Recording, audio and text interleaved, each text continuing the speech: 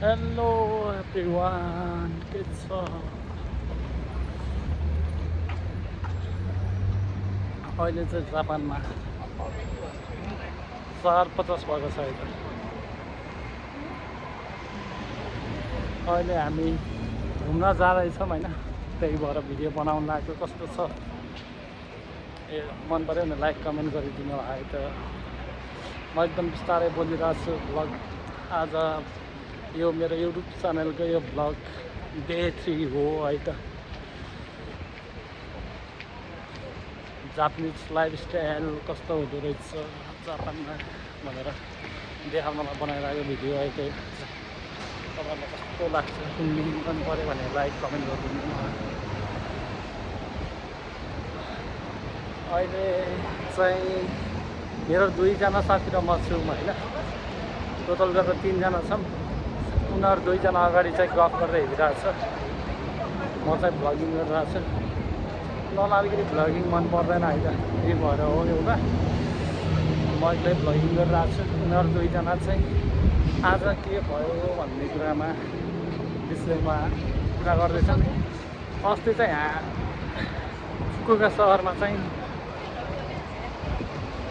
कुमार सागर भन्ने नेपालको एउटा कन्सर्ट भइरहेको थियो कि त्यहाँ चाहिँ नेपाली केटाहरू गएर लफडा गरेर रहेछ।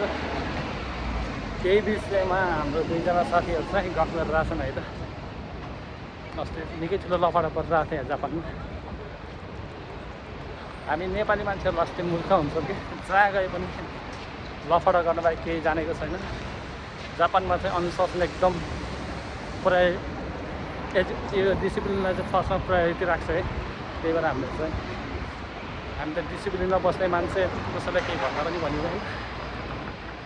आफ्नै बाटो गर्ने, खाने, हिँड्ने होइन, भ्लगिङ गर्ने, रमाइलो गर्ने, इन्टरटेनमेन्ट गर्ने, त्यस्तो खालको भिडियोजहरू चाहिँ सिटिमिटीले खासै बनाउँदैनन् होइन। बनायो भने एकदम राम्रो क्वालिटीमा बनाउँछन् है। अब नराम्रो क्वालिटीमा बनाउँछ म मात्रै हो कि एक्लै अलिकति यस्तो रमाइलो गर्नु।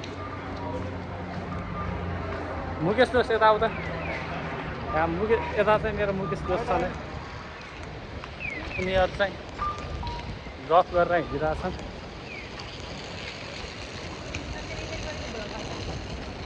यस्तो खालको भ्लगर सिटिमिटी अरूकोमा आउँदैन है त। घरि गर्मी हुन्छ, घरि कस्तो हुन्छ, यहाँ कस्तो हुन्छ कि भर्खरै गर्मी, भर्खरै पानी पर्छ। अहिले यहाँ जापानको मौसमको भरोसै छैन कि, त्यही भएर हो। हेर्दै गर्नु होला है त। फेरि म दिनकै भ्लग गर्ने प्राय भ्लगहरू बनाइरहेको छु है त। यदि मनपर्छ भने चाहिँ लाइकहरू गरिदिनु होला है त। किनकि हामी जस्तो सानो युट्युबरहरूले पनि केही भ्लग गरेर तपाईँहरूलाई जापानको बारेमा केही सोध्नु मन छ भने कमेन्ट गर्नु होला है त। यहाँ सबैको जोडी छन्। हामी जोडी नहुने नेपालीहरू मात्रै हो कि। यहाँ एउटा कुरा चाहिँ के भनेपछि हाम्रो नेपालमा चाहिँ विदेशीहरू आयो भने एकदम राम्रो गोरो देखिन्छन् होइन, अनि हामी नेपालीहरू नराम्रो देखिन्छन्। जापानमा चाहिँ हामी विदेशी हो होइन, जापानको देशमा चाहिँ हामी विदेशी हो है त। त्यही पनि हामी विदेशी भएर पनि जापानमा सबैभन्दा नराम्रो देखिने मान्छे हामीहरू होला कि नेपालीहरू। किनकि विदेशी त अरू देशमा गएपछि एकदम राम्रो देखिन्छ नि त। हाम्रो त के हो हामी नेपालीहरू त जहाँ गए पनि नराम्रो देखिने। यो चाहिँ एकदम सबैलाई लागेको सबै नेपालीहरूको मनमा लागेको क्वेसन हो कि।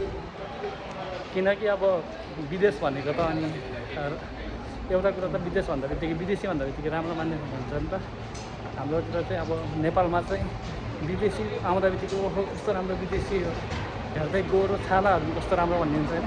अहिले हामी जापानमा चाहिँ जापानिजहरू फेरि हामीलाई विदेशी भन्छ होइन, विदेशी भन्छ। अनि फेरि त्यस्तो नराम्रो विदेशी नै हुँदो रहेछ भन्ने कुरा नि भन्छन् कि। त्यही भएर चाहिँ हामी पनि जापानको लाइफस्टाइल सिक्दैछौँ है, यहाँको डिसिप्लिन, यहाँको खानपिन। त्यही भएर यस्तो खालको भिडियोजहरू मनपर्छ भने म भिडियो चाहिँ हालिरहेको छु। लाइक कमेन्ट गरिदिनु होला है। अहिले चाहिँ मेरो स्टेसन आयो, यो भ्लग यहीँ इन गर्दैछु है त। Bye bye. मन पऱ्यो लाइक कमेन्ट गरिदिनु होला। See you in next vlog. अझै राम्रो राम्रो कन्टेन्ट खालको भिडियोजहरू म लिएर आउँदैछु है त। Bye by, sayonara.